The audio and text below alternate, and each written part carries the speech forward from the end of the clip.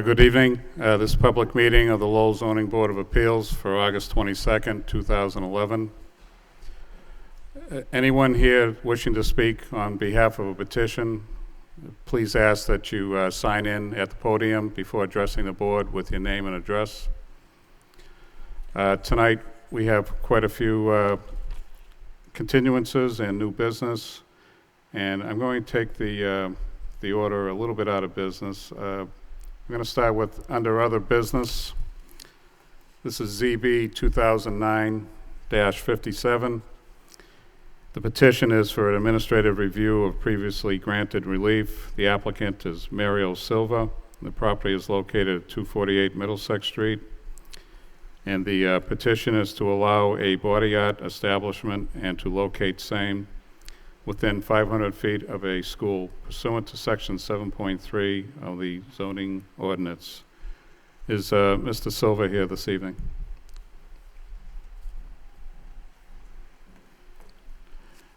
Good evening, sir. How are you? Good, thanks. If you could just update the board since the last time you were in, what's transpired at your business, please? Oh, it's finally open now. We opened in February. Yep. Everything's been going pretty smoothly. Okay.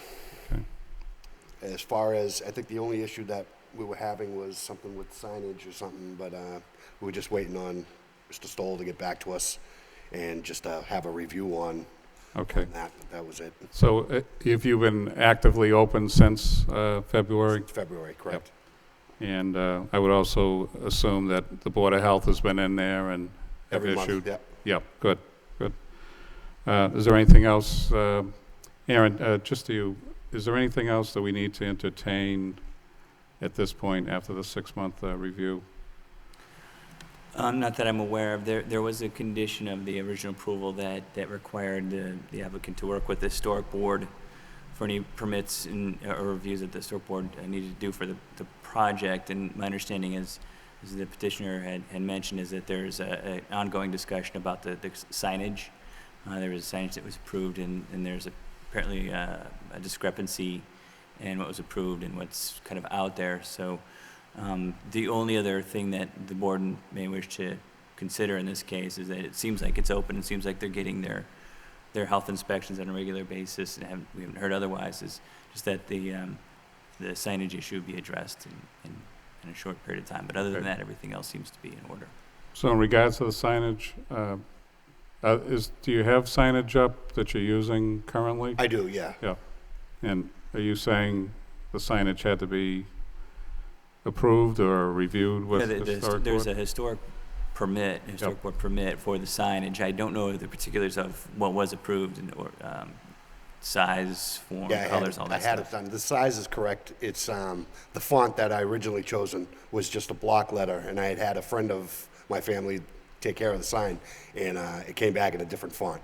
But then I was going to talk to Steve. Steve said he was going to come down, talk to me about having the review over it and see if that was approved or if I'd had to change it or whatever. That was the only thing I was waiting on. That's Steve Stoll? Correct. Yep. Okay.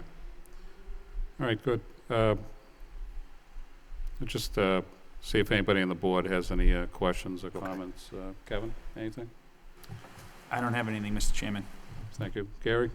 No questions, Mr. Chairman. Corey? Yes, you, Mr. Chairman. Now, Aaron, we know they've been open since February. I haven't heard anything negative, but do we have any complaints or issues there at this time, may I ask? There's none that I'm aware of. And as the petitioner said, they've been receiving their health inspections, and as far as I know, they've been going well. If they haven't been there, they would probably be an enforcement order in place. So it sounds like things are moving along. Okay, good. Excellent. Thank you. That's it, Mr. Chairman. Okay. Dennis, anything? Mr. Chairman, I have no questions. Okay, thank you. Well, sir, I think we're all set, and I wish you best of luck with the, Thank you very much. the business, and hopefully you're successful. Thank you. Thank you. Thank you.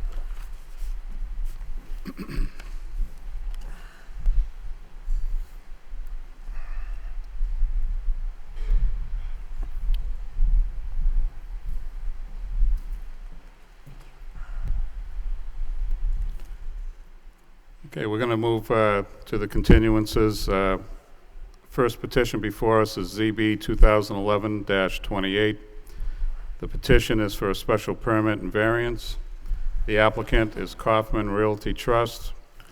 The property is located at Edwards and Middlesex Street, and the petition is to internally illuminate signage, including an oversized freestanding sign, and install drive-through facilities for a new Walgreens pharmacy pursuant to section 6.3.2, 6.3.4, and 12.4G2 of the zoning ordinance.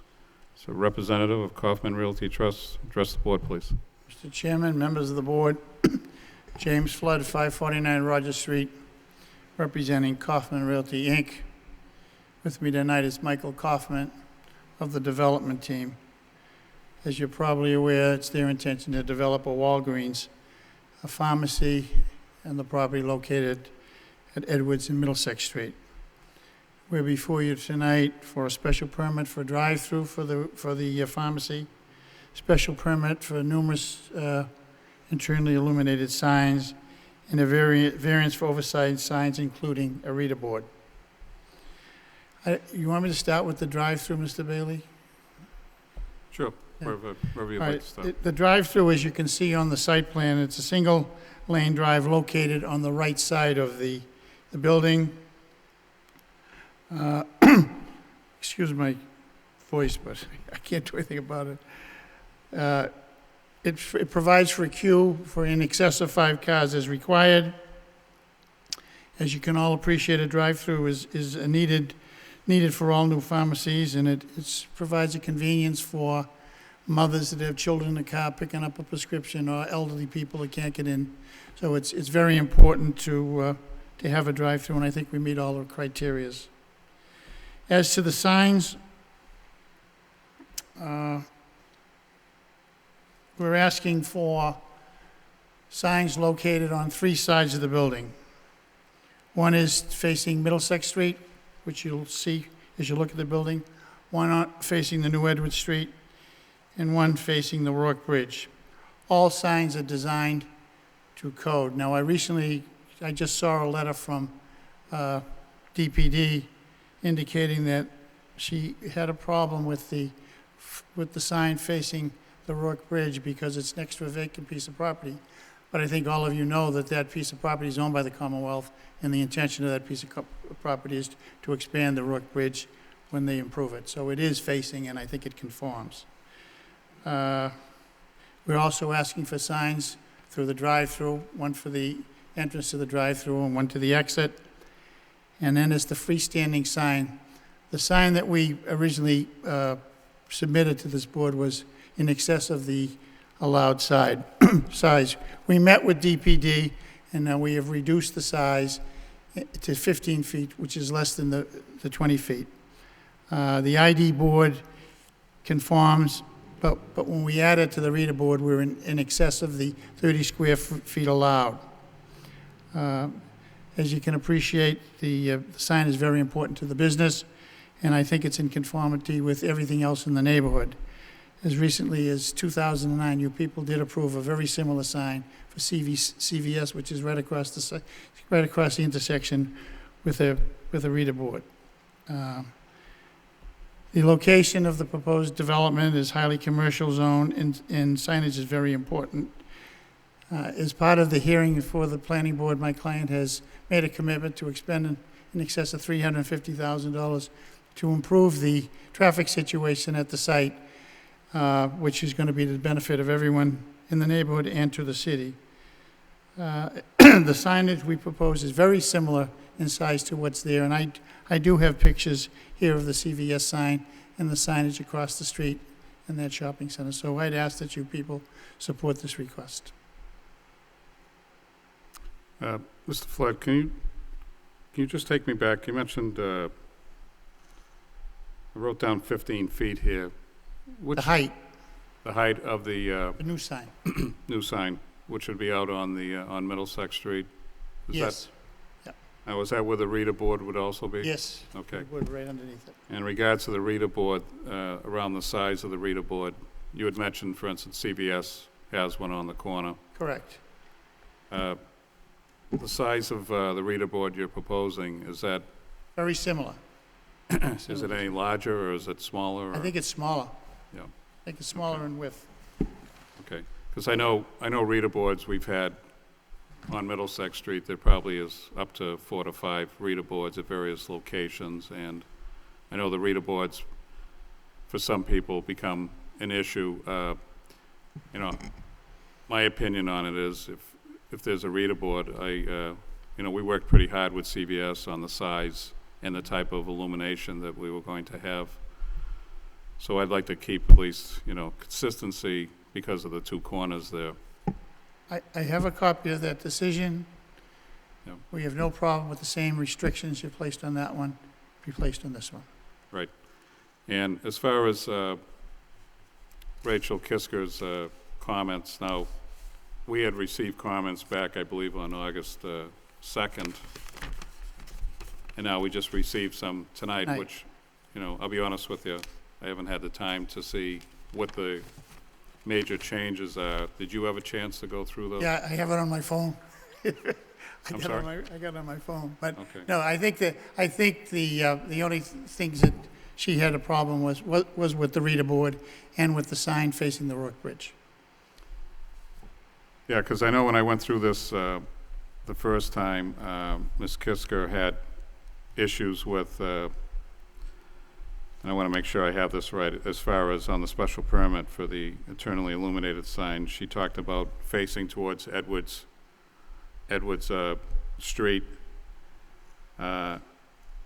around absorbing additional signage. She also talked about facing open space, which I think meant the soccer fields and back, and playing fields. So are you still proposing having signage that's facing towards the bridge, or is it towards the playing Towards field? the bridge, not towards the soccer field, Okay, towards the bridge. so the sign would only be, you'd only be able to see the sign if you were coming up and down, say, the Rourke Bridge. Rourke Bridge, You would correct. be able to, it's not going to be on the back of the, Nothing on the back of the building. okay. So you're going to have one sign, I guess, facing the bridge, and then another sign, One side on each side and one on the front.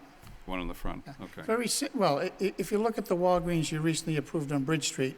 Yep. They have one sign facing the parking lot, one side on Bridge Street. Yep. And then they have one, it's not facing any street, it's facing the little shopping center in front. So they had 3, so we're asking basically the Right. same thing. Yet they don't have a reader board, right? No, there's no ready board, no. Is there a reason why a reader board is necessary for this location? Different developer, I suppose. Okay.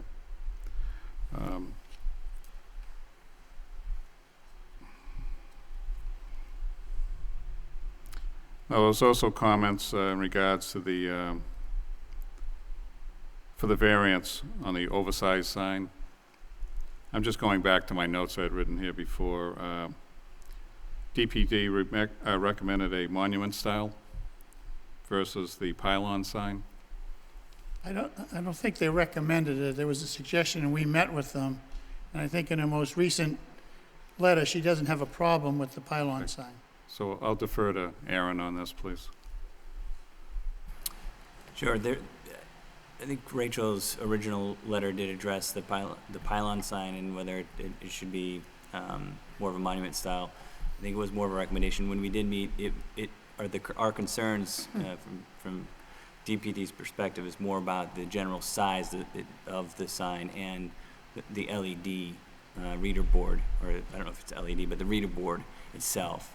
So if a pylon sign is what works there, I think it's less of a concern as just the general size of the signage itself, which is still over the maximum So requirement. the pylon is acceptable? I think if the sign were to fit into the scale that we were suggesting in the comments, the Okay. pylon would be, right. Then there was also comment in regards to the sign around Middlesex Village versus Sunrise Plaza. Was that also addressed? What we did on the new sign is if you look at the top, Yep. we put Middlesex Village on it, because that was Okay. one of the things we told the neighborhood we would do so they could identify the So you're area. gonna make that Yeah. change, yeah? So regarding the size and height, were there any other adjustments to the pylon sign? Because the size and height exceeded code. Were there any discussions around that? The height and the size, the original proposal was, I think the total square footage of the sign was 125 square feet. Yep. And so that, the size of that, and again, the reader board sign and the height, as Mr. Flood has indicated, it's been reduced down to 15 feet in height Okay. from 20. The size has been reduced to 57, 57 or something and which change, included the Middlesex Village. which includes the sign. We reduced it considerably. So our discussion, though, was basically that the sign meet the code requirement, which is 30 square feet. Right. And one way to do that is to remove the reader Okay. board. And I know the 15 feet came in somewhere. I was just trying to Yeah. tie it into what I had for notes from before. I think the Um, first sign was 22 feet in height, which was in excess of 20, so we reduced it down, and we reduced the width of it too. Right. Do you have anything else you want to add, Mr. Flood, at this point? Okay. At this point, I'm going to open it up to the public. Is anybody here that would like to speak in opposition to this petition? In opposition? Opposition? Hearing none. That portion of the public hearing is closed. Anybody here to support the petition? Support? Yes, sir. Steve Massey, 186 Humphrey Street. I'm in support of the petition and in support of the developers. I've known them for a while, and I can say you can trust them at their word. They do what they say they're gonna do. I don't know about the technical aspects you deal with in this Yep. board, but in terms of dealing with decent people that are good at their word, I would support that. Okay. Thank you, sir. Anyone else here to speak? Okay, that portion of the public hearing is closed. Going to open up to the board. Kevin? Through you, Mr. Chairman, I don't really have any major issues with the signs, looking through them all. I was glad that the developer decided to adhere to different sizes the DPD recommended. I think all that looks fine. The only question I had was more in hours of illumination. It's going to be a 24-hour store. I'll let Mr. Kaufman answer those operational questions. Just, we had some letters from neighbors, I know last time we met, asking about illumination overnight, things like that. Michael Kaufman from the Kaufman Realty Development Firm. As of right now, it's my understanding that the store is not proposed to be a 24-hour store. I think the retailer would like to reserve the right in the future to come back to see if they can expand those hours, but from what I understand as of right now, they're not planning for it to be a 24-hour store. Do you know what the hours are, just of the store? And I only asked not from an operational standpoint, more from some of the side streets there have housing on them. They don't want lights flashing in the windows. Unfortunately, I don't. I know that most pharmacies, if they're not 24-hour operations, close somewhere around 10 o'clock. Okay. Can I just point out something, Mr. O'Hara? On Sure. the side street on Edward Street, those homes are all going to be torn down. So there aren't going to be any residences in that area. It's just going to be the bar room and businesses Okay. on the Edward Street side. It was more from, we had a letter from a lady that lives in the Princeton properties across the street, the apartment buildings, I Yep. think, that face kind of adjacent to the Rock Bridge. So that's why I'm asking Yeah. on behalf of them. Other than that, I don't see any major concerns other than hours of illumination, maybe, an 11 o'clock type of thing or something that's reasonable for everybody, at least on the sides. Maybe that might affect people in that area. Thank you. So, Gary, before I have you go, so in regards to the reader board, are we talking about turning it off at a certain point, or are you looking to have it on continuously 24 hours? I think we turn whatever lights you want off at a certain time. Is that Yeah. right? The reader board would go off also. Yes, yeah. So did we set a time? I would say 11 o'clock probably. Okay, so a condition would be the reader board would turn off at 11, and then what time would it start back up? Probably when they open, 7 or 8. Okay. 6? 6 o'clock.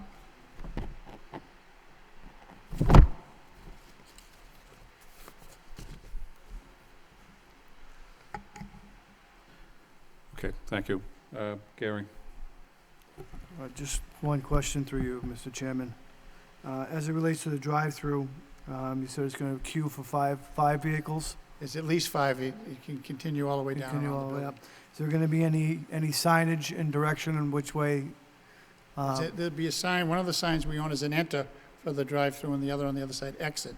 And there won't be internally illuminated, but be some arrows outside. Some arrows. facing in. But as you exit, is there anything going to be, anything in the pavement as a stop line or a stop Yes. sign? Yes, to it's prevent them going to be just- marked, with the sidewalks are all going to be marked to stop the Properly speed. marked? Yeah. and- Yep.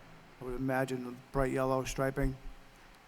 That's what it was on the planning board, yes. Yep, planning board. The planning board? Yeah, Covered that. thought that's where I saw that. Just as it relates to the reader board and the lighting, what type of lighting are you using? Is it fluorescent or is it LED?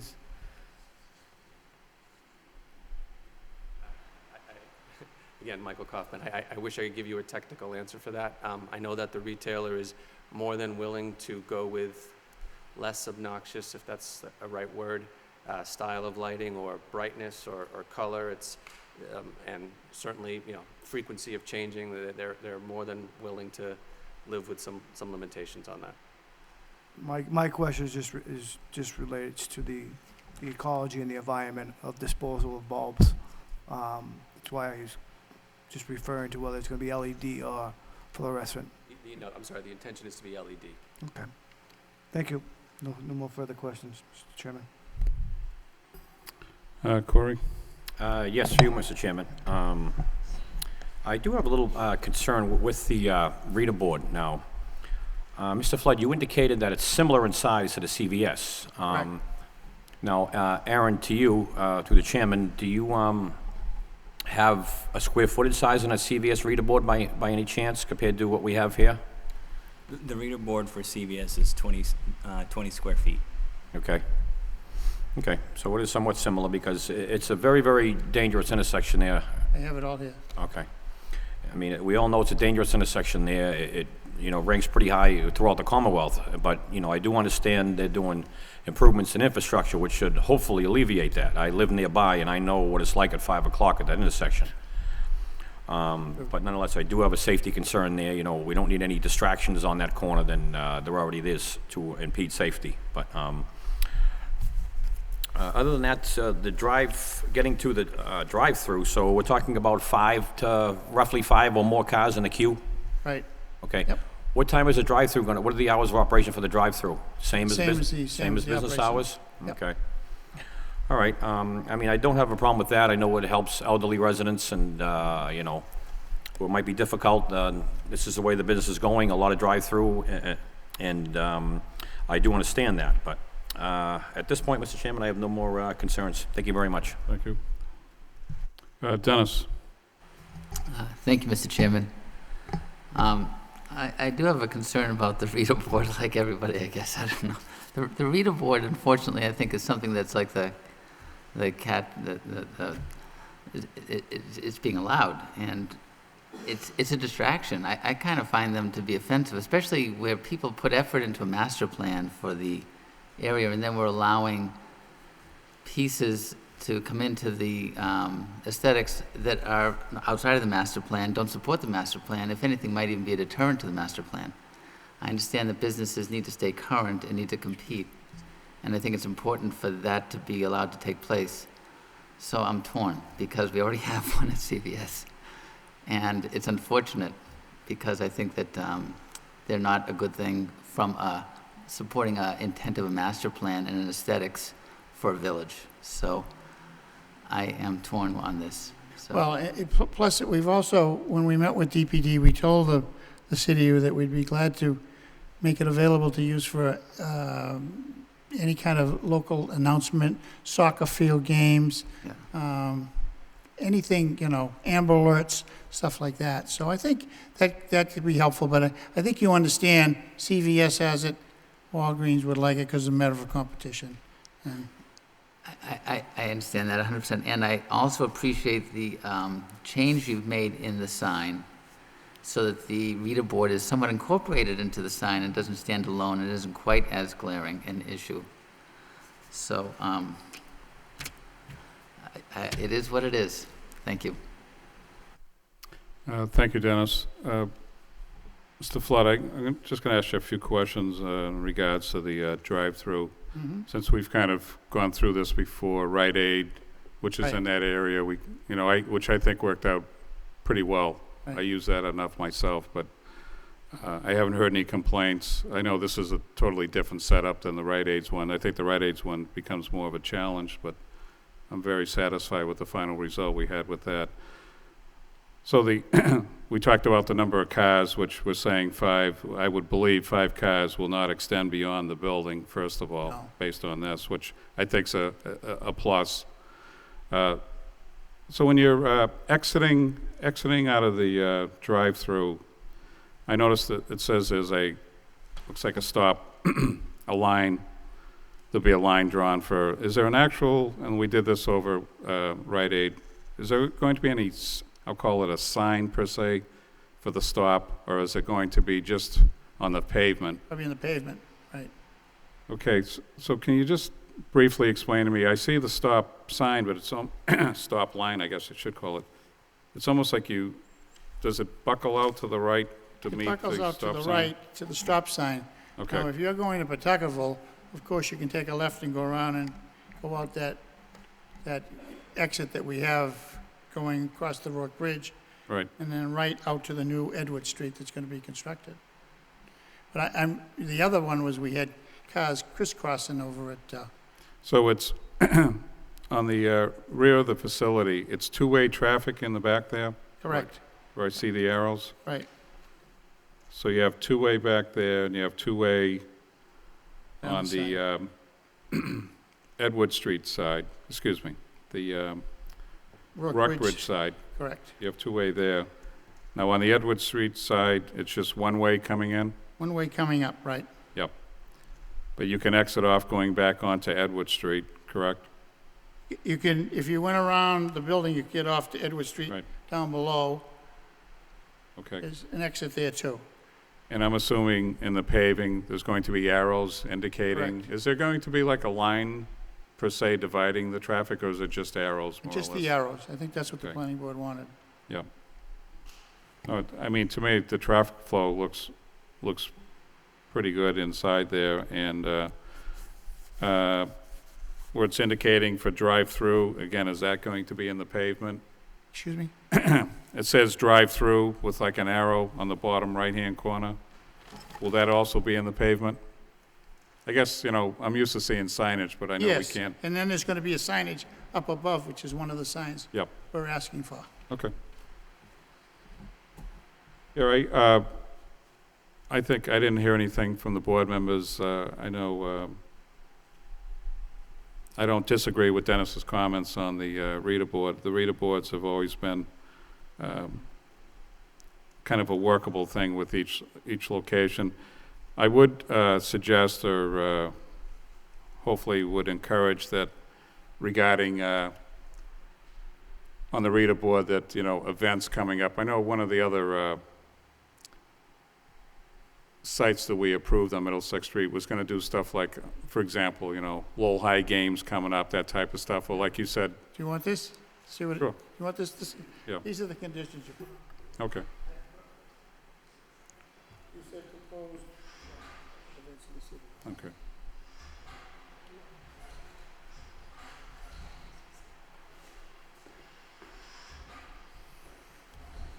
Yep. I mean, those are the types of things, I know it's not, I'm not gonna hold a condition per se on that, but I think that would be, not just for the neighborhood, I think it's good for Walgreens to express that to the city, that they wanna advertise, things that are going on in the city, and obviously with the ballpark there, I'm sure they have soccer, tournaments that can be advertised, somewhat advertised. I really think an important one would be the Amber Alert, because Correct. of the traffic coming across that bridge. I think Yep. that's very important. Okay, any other comments for any of the board members? Okay, Mr. Clerk, I believe we have the one condition, if you have Yes. that recorded. We have a special permit and a variance, Mr. Chairman, so we'll need 2 motions here. Yep. So I'll go ahead, make a motion to approve the special permit to internally illuminate signage, including an oversized freestanding sign, with the following condition: that the reader board be shut off at 11 p.m. Yeah. Want it all the signs. At 6 a.m. So And- it'd be 6 a.m. to 11 p.m., yeah. The hours of operation of reader board sign would be 6 a.m. to 11 p.m. Good. Can I have a second? I'll second that, Mr. Chairman. Roll call. Mr. Bailey? Approved with conditions. Mr. Belanger? Approved with conditions. Mr. Ahern? Approved with conditions. Mr. Perrin? Approve with conditions. Mr. McCarthy? Approved with conditions. Okay, so the special permit has been voted on. Could we have the variance motion? Yes, I'll make a motion to approve the variance to install drive-through facilities for a new Walgreens pharmacy. Special permit. Drive-through is a special permit. Drive-through is a special permit? The variance and special permit are for signage, and then there's a special permit for the drive-through. Okay, all right.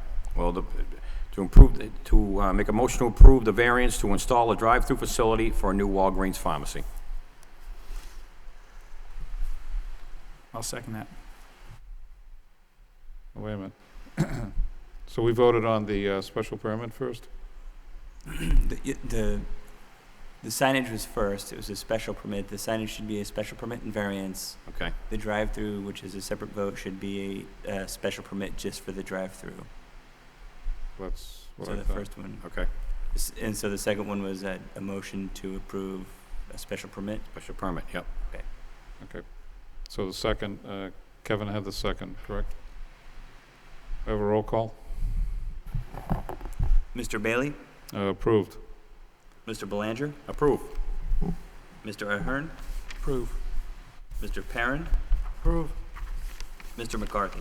Approved. Okay, sir, you've been approved for both special permit and variance, and please, yep, thank you. I will take it. Thank you. Yep.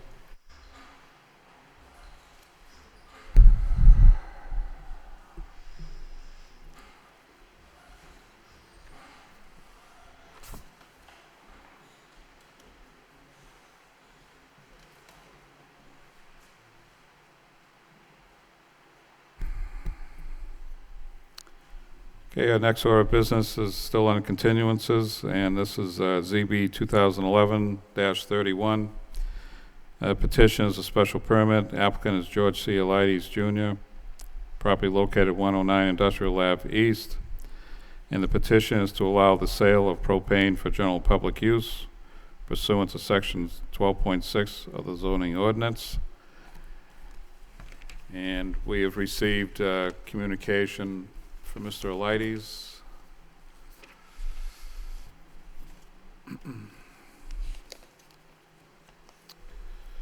Dear Chairman Bailey, this office represents Linmar Realty LLC, petitioner for special permit to allow the sale of propane for general public use under case number ZB 2011-31. Request is hereby made to continue the public hearing scheduled for Monday, August 22nd, 2011, until your meeting on September 12th, 2011, for the purpose of allowing the petitioner to have additional time to respond to comments from various department heads and the Department of Planning and Development, provide information to neighbors, and to prepare sufficient information to provide to the Zoning Board of Appeals at its public hearing. Thank you in advance for your anticipated cooperation. George C. Elides Jr. So, Aaron, the September 12th, are we, as far as the agenda goes at this point, can we entertain that on September 12th? It's a full agenda, but there's room. A little bit, not much, but there is some. So I know, as far as opening the public hearing, I know there's some neighbors here. I know, Mr. Harkins, you were here previously, but I would really like to not open the public hearing. It sounds like Mr. Elides wants to work on this and provide some more information to the neighbors. So I'm not going to open up the public hearing. Okay, thank you.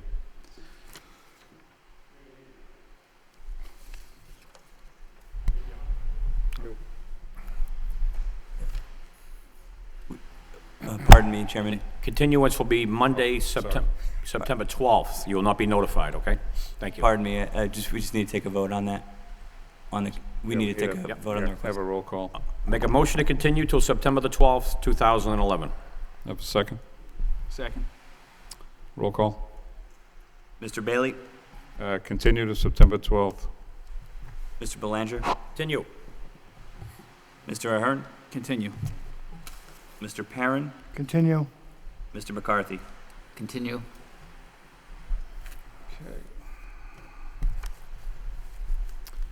Next petition is ZB 2011-24. The petition is a appeal of the building commissioner's decision.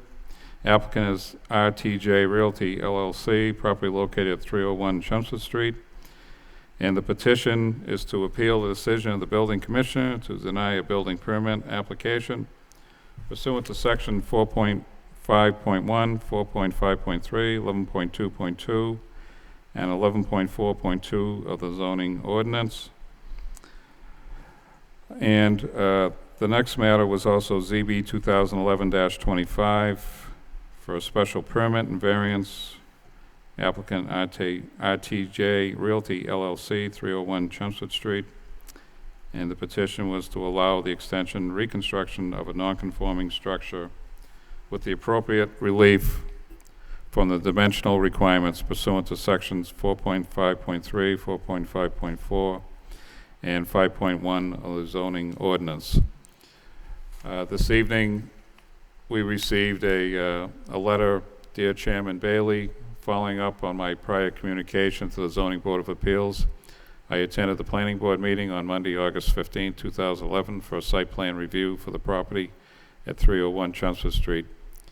That site plan review was of a revised site plan drawn after the first meeting, discussions, suggestions with the Department of Planning and Development. Different in scope than that had originally proposed. The original plan would have required consideration of two matters pending before the zoning board. ZB 2011-24 and 25, now on your agenda for the August 22nd meeting.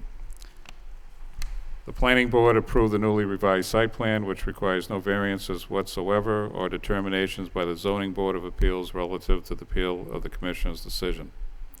However, since the planning board's decision is subject to a 20-day appeal period, I'm requesting the zoning board of appeals continue this matter until September 26, so that in the event any appeal is filed, my client will then proceed with the two cases before the zoning board of appeals. If no timely appeal is filed, I will withdraw my two zoning board matters without necessity of any further action by the board.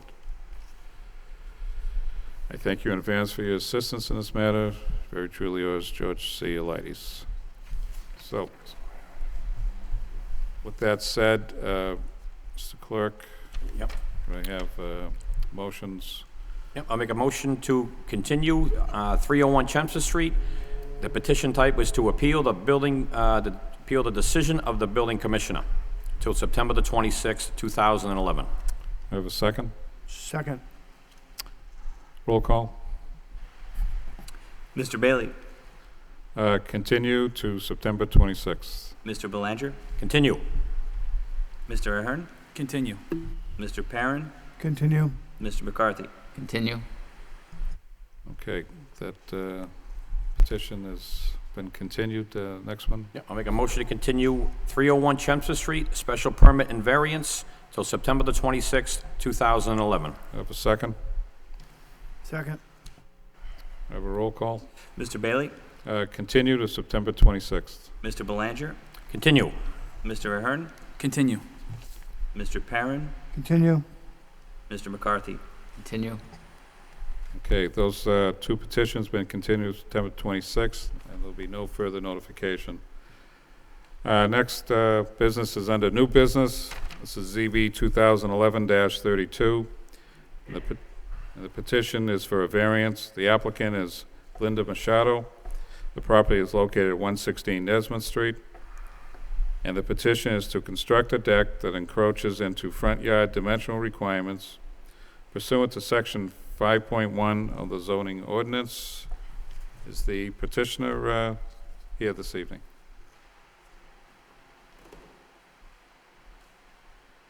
Yes, ma'am. Excuse me, Yes, ma'am. state my name. Linda Machado, Yes, 116 Nesmith Street. okay. Would you like to tell us about your petition? Oh, I'm in a 4-unit condo. Yep. And the other 3 units have decks and porches. When I go out my back door, I step onto the neighbor's deck. If I go out the front door, I'm on Nesmith Street itself. I'd like to retire soon, and I would like to have a 12 by 12 deck on the side of the home, so I could sit outside. Okay. When you mentioned that if you're exiting from the rear of your unit, Yep. you said you step onto one of your neighbor's decks? Right, Because when I took a ride by there, I'm assuming you're on the N unit. yes. Do you have an up and down, or are you just downstairs? Just down, okay. Right. And I can't remember seeing a deck down below. There's a deck above you, correct? No, I'm talking on the side, not on Clitheroe Street, on the back, Yep. my back door. And whose deck is that you step on? His name is Thomas Smith. Okay. He's number 3 unit. Okay. And is he also only on, I guess I'll call it the first floor? Right, Yeah, right. okay. So, did you submit, I read through your summary here of what you'd like to do. Do you have any plans that you put together for this? Yes. Do you have any building plans? Do you have anything you're submitting that we can take a look at?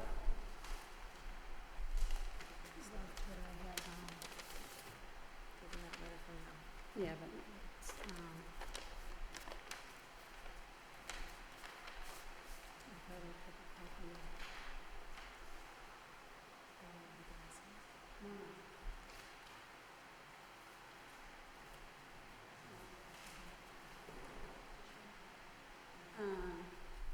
well, I have the builder's contract here, and I also have a letter from one of the neighbors. Yeah. But do you have anything that shows, what the deck would look like, what the building plans would be, type of deck? I assume that the builder already brought that in and it'd be in front of you. No, nothing was, excuse me, Aaron, was anything submitted with the application? All we have is plot plans, Right. site plans. So ma'am, all we received was, the plot plan that gives an idea of, the location, but we received no submittal of what the deck would actually look like, what your proposed deck would look like. Well, I don't have anything, what it would look out like. Okay. Well, that would be very helpful to us if we had at least, some type of rendition of what the deck would look like. Well, he has it written down, you know what I mean? Yeah, well, With the Trex floor and the fencing and everything and the Yeah. lights. well, what we normally like to see is some type of, rendition of what the deck would actually look like. That would be very helpful to the board members Okay, if we had something to look at. I know you're proposing a certain size, right. a 12 by 12 deck, but we actually need to kind of take a look at what your, what 12 by 12, it could look like anything. No, it's Um, not for $9,100. Oh, that's okay. No, my suggestion is that, I'm gonna maybe let the board members ask a few questions. I have a couple other questions, but I would recommend that we get some type of rendition of what the deck would look like before we rendered any decision at all, Okay, okay? So as far as the location of the deck, it's going to be, and correct me if I'm wrong, it's going to be on the side of the unit? on Clitheroe Street, Yes. yes. Okay. Now, what do you plan on coming out of? I know you have 4 windows. I assume those 4 windows are yours on the first floor? Yes. Yeah. So where would you be coming out of? Would it be right on the end of the, No, it'll be in between the 2 windows. As you're Okay. facing it, where Yep. the tree is, there's those 2 windows there. I'm gonna opening there and put a door in. yeah. See, now that's something else that would be, that's the type of plans that we'd have to see just so we have a really good idea of, you know, what Mhm. you're proposing. Right, So, because when I read through everything and we didn't have any plans, I was trying to visualize what it was going to look like, and I don't want to guess at what it's going to look like. right. So I'm going to see if any other board members have any questions at this point, okay? Okay. Kevin, do you have any questions, comments? Through you, Mr. Chairman, no, I don't have any specific questions. I saw the size of the deck, and I kind of walked the property a little bit to see what else is going on there.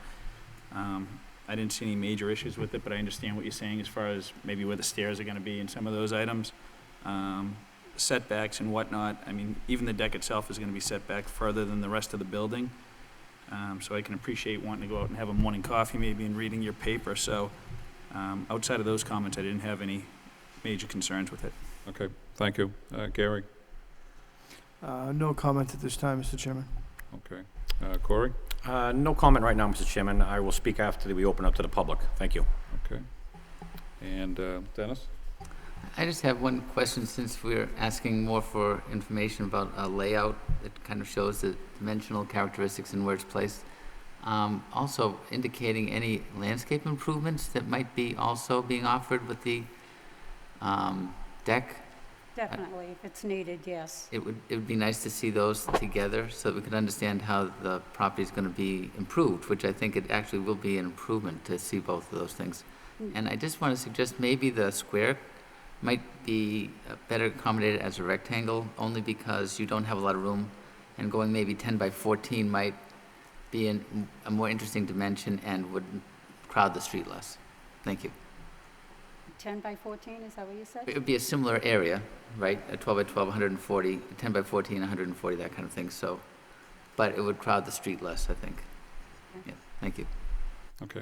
I'm going to open it up to the public hearing now, ma'am, okay? Okay. Yep. Is there anyone here who'd like to speak in favor of this petition? In favor? In favor? Sure. Sure.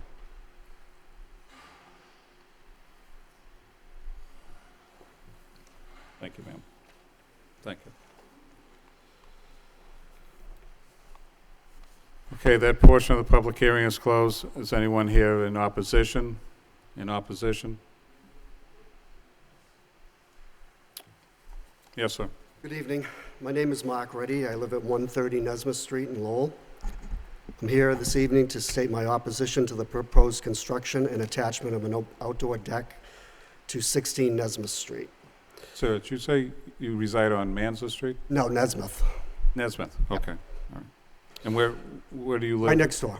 Oh, okay. Yep. Originally, as you know, 16 Nesmith Street was converted to a 4-family conversion with 2 units, townhouses attached to the side, abutting my property, and that took up most of the yardage that was there. On the left side of the property, located at the corner of Nesmith and Clitheroe Street, where the construction of the deck is proposed, this was formerly a side grassy yard. It was excavated, and to make way for a walkway, a retaining wall, and a blacktop paved parking lot to accommodate 4 cars. The excavation alone absorbed about 90% of that side of the property, leaving a very small area where this proposed deck is to go. I don't believe it's a good location for that deck. It's very small. I don't believe that it will enhance the character of the neighborhood at all. And basically, I believe that the property has been built out to a maximum at this point. And I don't think there's any room for any additional add-ons to that property. I think we've pretty much seen that it's been, as I said, maxed out. Therefore, I oppose this request to install the Okay. deck on that property. And do you have a deck on your, do you have a deck for your unit, sir? What's that? Do you have- I actually am in a single-family home next door Okay. Oh, okay. to So the you're whole not- to the complex. Okay. So you're on the corner, I'm on the corner of Wyman and Nesmith. okay. Okay. Anything else, sir? No, Okay. thank you. Thank you, sir. 9 minutes. Yes, sir? Yes, my name is Michael Reddy, and I'm Mark's brother. Okay. And We're direct abutters. 130 is to the right, 116 is to the left, Clitheroe, Wyman. Yep. My grandfather bought that property back in 1936. Thanks to the city's zoning revisions of 2004, we are now a single-family lot, as is 144 across the street. And had this not been converted in the early 80s, I assume that this would have been a single-family zoned lot. So we're really we are one of 3 single-family homes left on the entire Nesmith Street stretch. So we're working very hard and diligently to restore back to period representation our grandfather and father's house. So we take a lot of umbrage with attempts to impose anything that we feel may compromise the character of the neighborhood. I spoke with member Corey Belanger today, and I showed him what we're doing. We've put on a synthetic slate roof, copper. We put on all accurate clapboard and cedar. We're bringing it back identical, spending a lot of money. Our neighbors are all committed to not going the vinyl siding route. My other neighbor, who was also notified but couldn't make it tonight, actually had her windows restored. We're right on the edge of the Belvedere Historic District, and we consider ourselves as part of it. I'm here to propose the construction of this deck on the condo unit number 1 at 116 Nesmith Street. I am opposed to it based primarily on where it is proposed to be built and also on the fact that it is a deck. I'm not a fan of decks. Having lived in California for 14 years, I think a good old-fashioned patio is far better than a deck as far as aesthetics is concerned. A deck is an appendage, in my opinion. It's an offensive appendage in most instances. There's no capacity to in any way meld it in with the house as you can a traditional American porch. As you go through Lowell's neighborhoods, one thing I've always noted to people is how beautiful our houses are with porches. Decks belong in the back.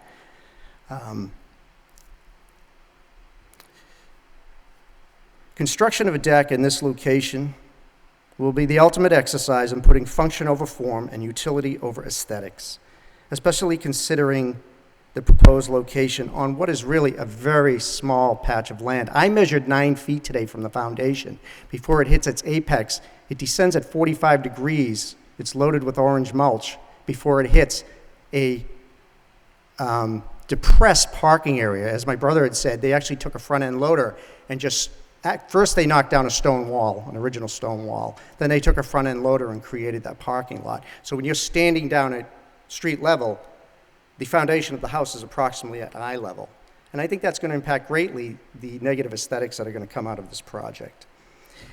Decks, in my opinion, are inherently ugly. So I appreciate the fact that the chairman had asked for a rendition, and I really believe that even before this, I don't know the rules per se, but I'm surprised that there's a consideration to take a vote, because we really won't have an opportunity to see what this is going to look like. But I'll kind of do my best to describe it to you. Decks typically start out with poured concrete cylindrical footings that are typically always exposed. On top of that are 4x4 or 6x6 pressure-treated structural timbers. And then we're going to have a deck. I guess she had mentioned that there was going to be Trex, which is a synthetic material. And then under code, they have to go 36 inches above that platform. So if I'm standing down on the road, this structure will be almost 5 to 6 feet above the road surface from where I am to the top of the rail. Since Lowell has no architectural review process, we're at the behest of the owner. And if you look around at a lot of the decks in Lowell, they're just very ugly. They use something called a jailhouse style rail, where they actually just face nail the 2x1 1/4 pressure treated sticks to 2x4s and 2x6s. Add to that the required removal of 6 very nice bushes, up to 2 trees, and the required alteration to the original facade of this original house. She lives in what was the original Lyons house. This was the gentleman who owned the local Dairy Queen. Mr. Lyons decided he wanted to convert that back in the early 80s. They're going to have to remove a window, I assume, or wedge a door in between the window. Now that door, we don't know if it's going to be a 36-inch minimum code door, or is it going to be a 6-foot slider. We still don't know that. The window removal, I think, will be egregious. It's got a beautiful assembly of 4 windows. She's actually very fortunate, because if you go to the other side at the new addition, as is typical with all the new condos, there are no windows, and the center unit occupants have no side windows, as we know. This will, in my opinion, result in an offensive alteration of both the structure, landscape, and this, even before the deck is even built.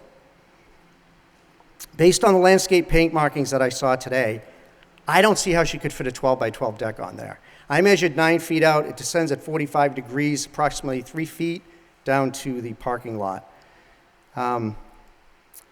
So the best I could see was a 9-foot wide, and even then I think it's going to be amazingly imposing.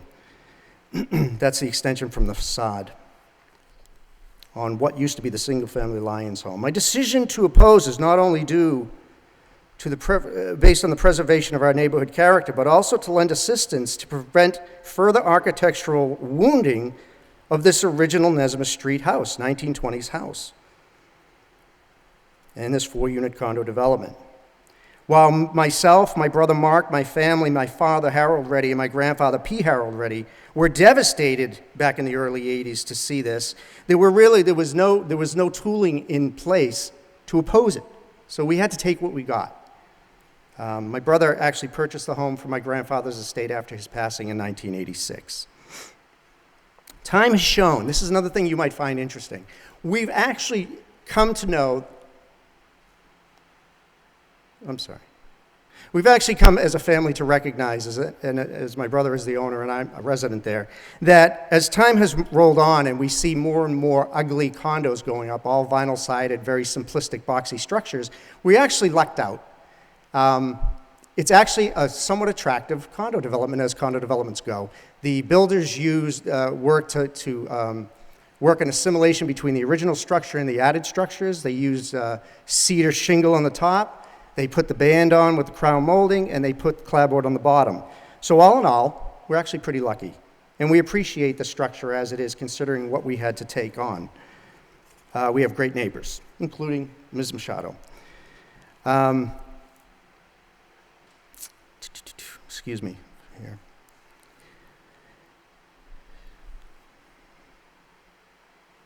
Add to this, Clitheroe Street is right behind the Belvedere Neighborhood Historic District. I worked 9 years ago to establish that district. I spearheaded 7 districts in the city. I was given, as all citizens of Lowell, a great and liberal opportunity to have input into the promulgation of the 2004 zoning revisions and also the master plan. Emphasized in that master plan by everybody that contributed, by a large percentage of people who voiced their concerns, was the impact of construction on neighborhood character. So here I am fighting for something I believe in. In December of 2004, our legislators, our local city council, took great consideration of the impact of construction in Lowell's neighborhood character and approved both the master plan prior to that and the new zoning code. As stated by my brother Mark, 116 Nesmith Street has been altered enough and should be left alone to age with some semblance of dignity. And also, Mr. Chairman, if you are at all considering this, I really would appeal to you that we get a more substantive and detailed breakdown of what exactly is proposed to the inch so that we can see if this can fit. I don't want to at all seem insensitive to her need to breathe. I know these condos can be very confining. We have a big farmer's porch on the front and a back porch on the back. I don't know what to suggest. I know that on the back there is a big pressure-treated monstrosity that allows access and egress to the top unit. It was not done with any sensitivity. However, in looking at it, perhaps she could build something underneath that. Other than that, I just don't know what she can do. I do believe that house had a front porch at one time. I know at 144 they did. They were very interesting front porches, whereas they actually entered into the body of the structure. Perhaps she could consult with the contractor to see if there's something they could do. And that way it would be a traditional American porch and would be very architecturally receptive and inviting. Thank you to those board members who I saw today who made an effort to visit the site. I thought that was incredibly impressive. I don't know how you people find the time to work full-time jobs and do this. We appreciate it. And thank you for your patience in hearing my pleas and objections. Thanks so much. Thank you, sir. Okay, that portion of the public hearing is closed. Mr. Shadow, could I have you come back up?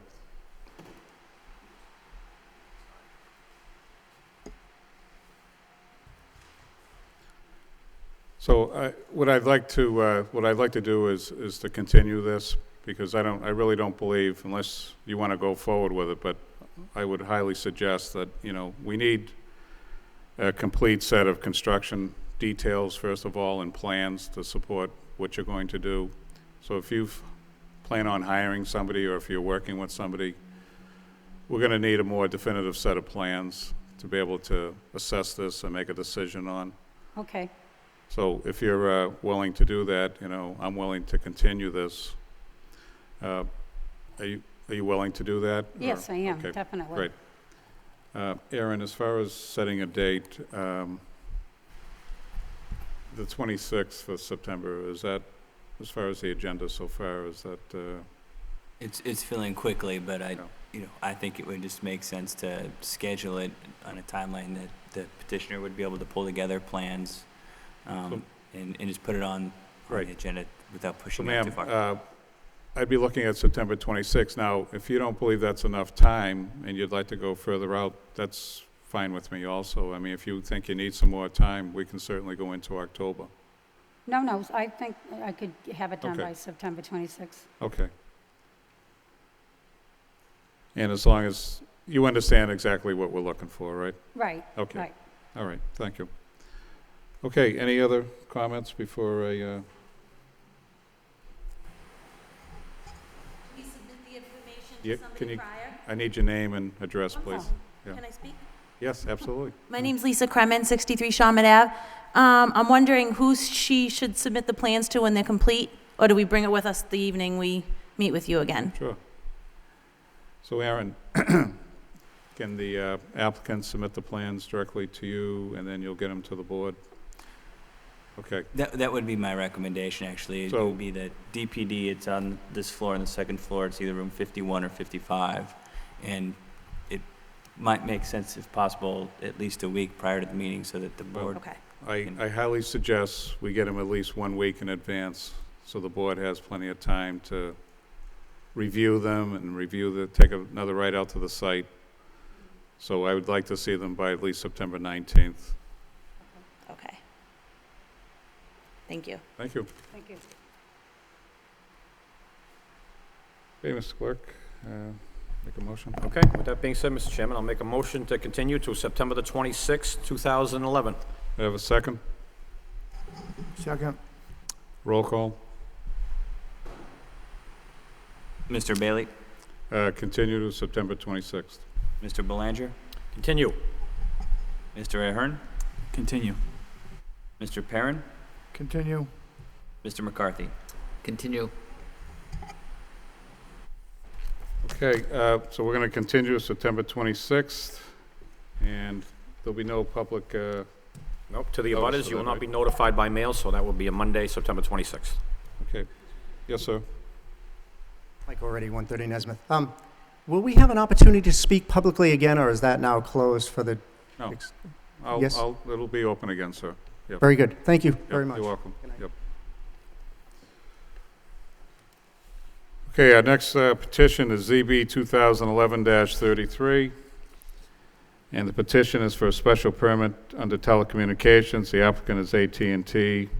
Property is located at 115 River Place, and the petition is to add an additional 3 antennas to an existing 6 antenna array pursuant to section 7.6 and 11.3 of the zoning ordinance. Is a representative of AT&T here? Yes, sir. Yeah, Chairman, members of the board, for the record, my name's Frank Kelly. I'm an employee with SAI Communications, 22 Key Waden Drive, Salem, New Hampshire. I'm here speaking on behalf of New Singular Wireless PCS LLC, doing business as AT&T. Okay. And without jumping ahead, I would assume you're going to represent all 4 petitions before us this evening? That's correct. What I'd like to do is I'm going to review all of what we're trying to do on all the sites is similar because, so I'm going to review the technology. It'll be similar for all the sites, and then we can get in the particulars for each site, if that makes any sense. Sure. Okay. Yep. All right, AT&T is proposing to add long-term evolution to these sites. That's a new technology. It's AT&T's 4G. You've probably heard that before. So what they'll be doing, the system will be a standalone system. It's going to be data only. It will not have voice. It will take a load off of the voice and data network, so it will relieve some stress from the existing network. We're also going to add 2 licensed frequencies that AT&T now controls, the 700 megahertz and the 2100 megahertz. The 700 megahertz is very valuable because if the lower frequencies penetrate through buildings and they travel further because they're longer wavelengths. So in building this network, AT&T is trying to utilize existing sites, thereby minimizing the adverse impact of expanding sites in places where they don't exist already. So in the package we have plots which show the existing coverage, which doesn't exist because the technology, LTE, does not exist on any of the sites. And there's a proposed with all the sites, and then in each particular package for each site, there's proposed without that specific site. So it looks like we are going to have pretty good coverage in Lowell when we get through with this. But in particular, the site for this hearing, River Place, we currently have 6 antennas up on the penthouse. They're flush mounted to the penthouse. Well, we propose to add 3 additional antennas and 6 remote radio heads. So typically, the radio heads are the transmitters and receivers, and those typically go into the compound, either the room or the shelter or on the pad. In this instance,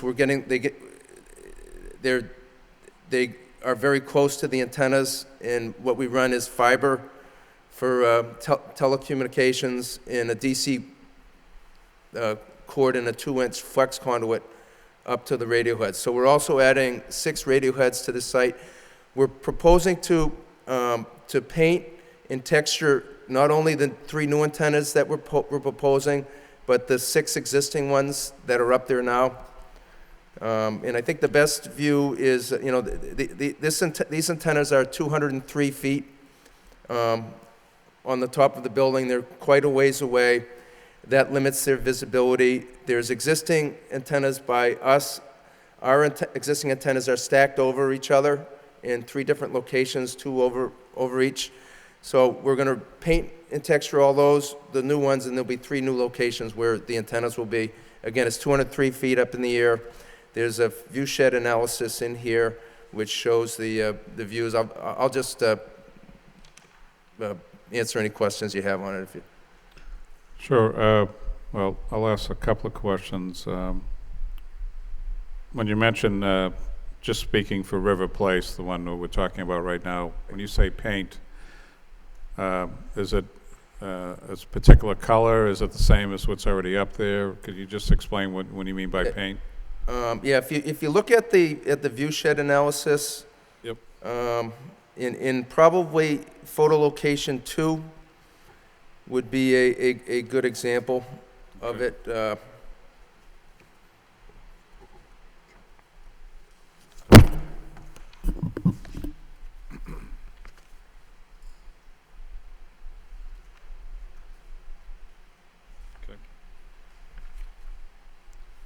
Photo location 2? Yeah, photo location 2. Yeah. If you look at the blow up, so all of the antennas on the corner of the blow up, there's 2 antennas that are stacked right now. Those are white antennas now. We're going to paint them and texture them to match. We include the photo sims to the construction along with the bid that it goes with the package, Now, and they. Do you work with the building owner as far as the color goes? Do they agree, in agreement with what you want to do? Yeah. Yeah, Okay. yeah, we have a lease in there. We require plan approval from them. We've been in communications and, yeah. Okay. So, again, I know we're only talking about the one site, but this is unusual. We have 4 in one night together. But in your overview, you made a comment regarding the 4G technology, and Yep. and correct me if I'm wrong, but I also believe you said if these 4 sites were approved, that the city of Lowell would have this technology. Right. Does that encompass the whole city of Lowell? If you look at the photos, the plots that are in there, there are some weak areas in Lowell, but it's the way the plots go. I know with the voice plots, the coloring is a little bit different. Where if it's the green color, which would be in building coverage, any place where they have coverage, the LTE will work. There's some other technical aspects with it, but it'll be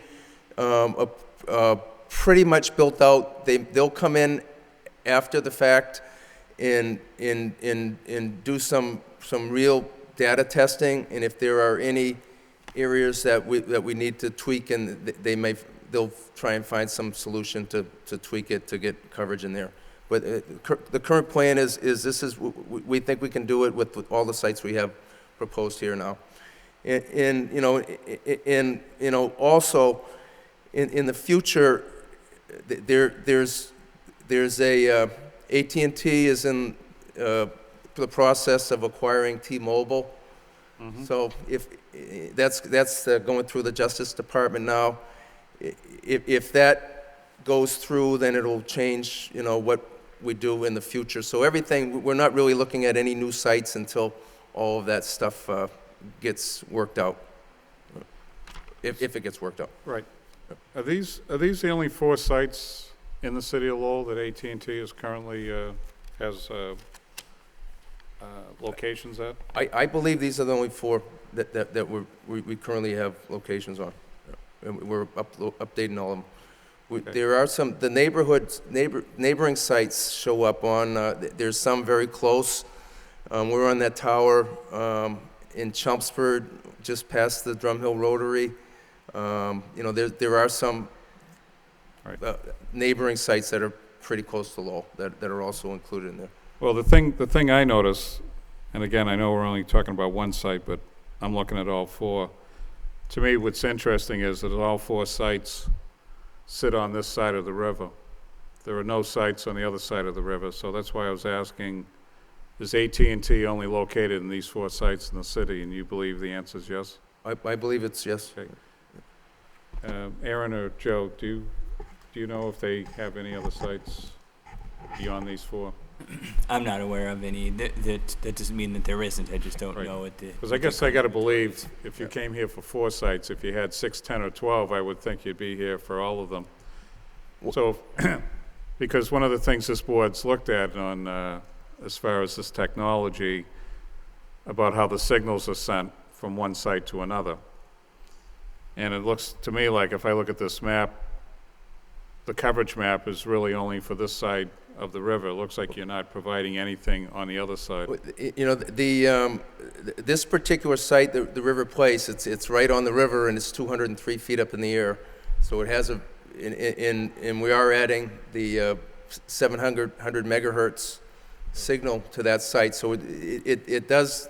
Well, I didn't know if you had other sites, say, in other towns that are supporting Yep. the 4 that you have, so that's why you don't need more sites. Yeah, we have a site in Dracut, actually 3 sites in Dracut that we're upgrading. You're probably feeding off of those. Yeah. We have a number of Chelmsford sites. I think there's 5 Chelmsford sites that we're doing. We have some Westford sites, but the Westford sites are further away from Lowell. So there are some neighboring sites that are all getting upgraded too. As far as in-building coverage, you were talking about in-building. Yeah. Does this technology, do you, would somebody get, I'll call it better reception, or is the coverage that much greater because of the type of technology for in-building coverage?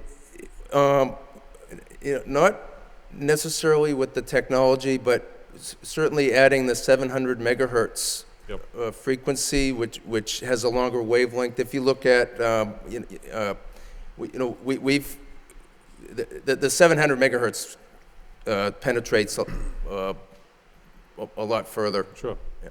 Sure. Okay. Yeah.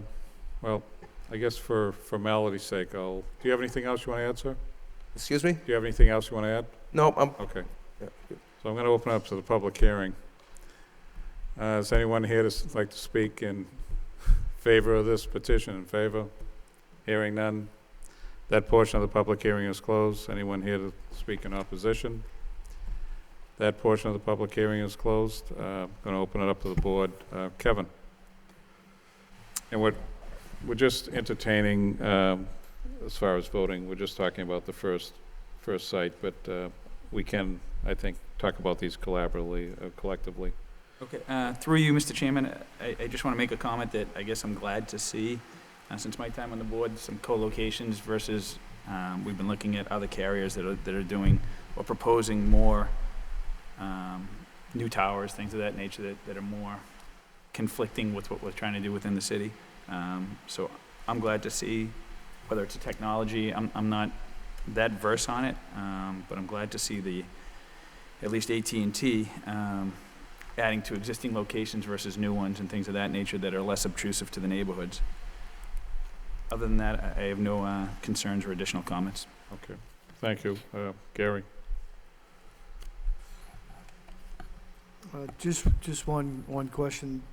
Is in your package here, proposed modifications, you have a 6-panel style unit there now, currently, and you want to double that No, we're going to go from 6 to 9. to 9? We're going to add 3 more. So there's 6 up there now. Yeah.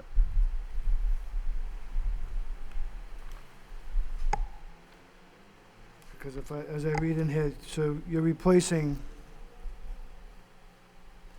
so 4 were already removed, is that my understanding? We're not taking any down. We're leaving the other ones up there, which are going to continue to transmit on the existing technology that those are using. The 3 new antennas, we're not touching any old ones. The 3 new ones will be just the new technology, and they'll transmit and receive only data. And it's just 3 additional ones. There's 6 up there now. So it's 6 total, and then there's an upgrade, and you're gonna paint them aesthetically according to... Yeah, we're going to paint the existing ones and the new ones. Right. That's all. No further questions, Mr. Carmen. Okay. Corey? Through you, Mr. Chairman, I'm in agreement with Mr. Hearn. This is great, just what we're looking for, piggybacking off a co-location. This one in particular here is roughly 35 some odd stories in the air. Aesthetically, there's no issues, and I do support it. Thank you very much. Thank you. Dennis? Thank you, Mr. Chairman. I'm trying to understand in the view shed report here, there's 6 existing, and you're adding 3, and you're painting all 9. And you're painting all 9 to match the brick tone. Correct. We're painting the existing and the new. And I'm looking at the arrangement that you have, where you're stacking some, and you're locating some near corners, and there isn't an aesthetic consistency. I'm glad you're painting them. That'll help with blending everything in. But I know on your other like your towers and they seem to be aligned in a system, whereas this seems a little, I don't want to say chaotic, but less systematic, at least from a design standpoint. Is there a reason for that? Yes, I mean, the existing antennas are the ones that are stacked, so we're not touching any of the stacked ones. Okay. But the new antennas have slightly different azimuths in order to maximize the coverage that they can get from the site. So we did relocate one of the antennas to a separate face that it's different. Is that what you're kind of alluding to? And the reason for that is that by moving that antenna to that other face, it faces this is a standalone network, and the antennas are facing a little bit different directions. So that's why they're different spots. Okay, thank you. I guess just the last question I'll ask is in regards to this 4G technology, is this more for coverage and to increase around data services as opposed to, I'll call it just regular cell phones calls? Right. It is standalone. It only is data, but there's a big load on the data with all the smartphones and the uses that people are using for them, and the iPads, where they're. This new 4G is going to be comparable speeds to a cable modem. So it'll also provide an opportunity for somebody that's currently getting their internet service through the cable company to get a card for their computer and get it through the phone company. So it increases the competition in that. It might be a lower price for certain people, but it will take a load off of the voice network. So if the voice network, with all of the traffic that's on it from the data, which draws a lot of traffic on it, if it reaches capacity, it'll shut down and it'll drop calls. So it will take a lot of traffic off of the existing network and reduce the possibility of drop calls. But at the same, but the primary goals is for the speed of the data transmission and for all the uses that people use that for nowadays. Okay, thank you, sir.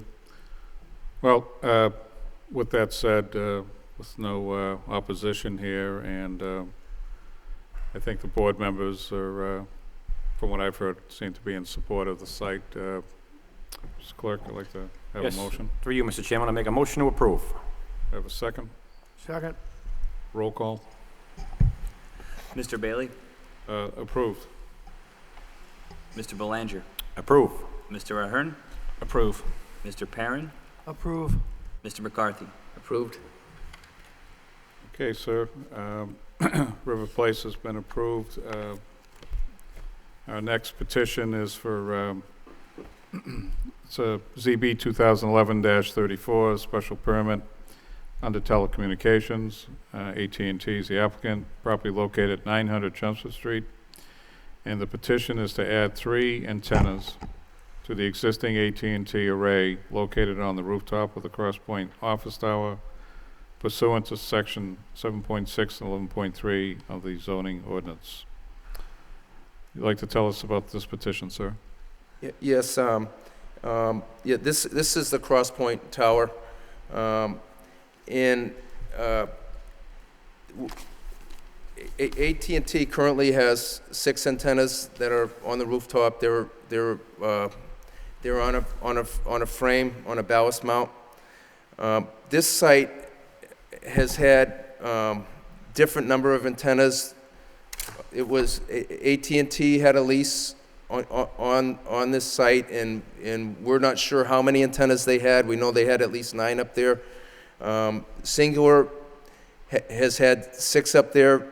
We've had an installation up there since 1994. It was probably for the bylaw. So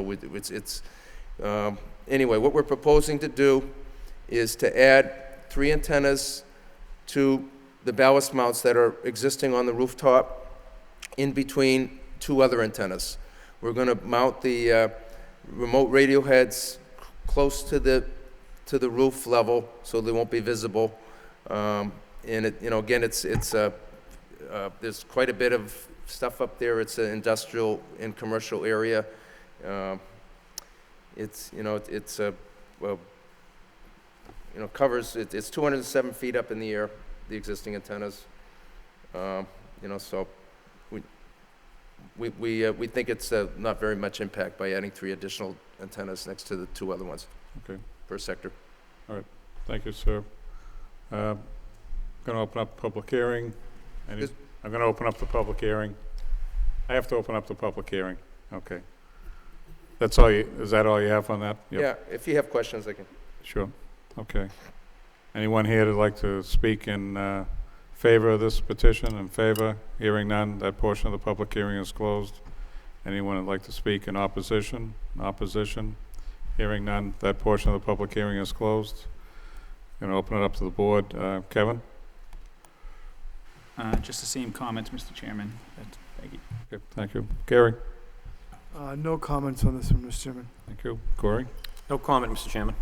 And Dennis?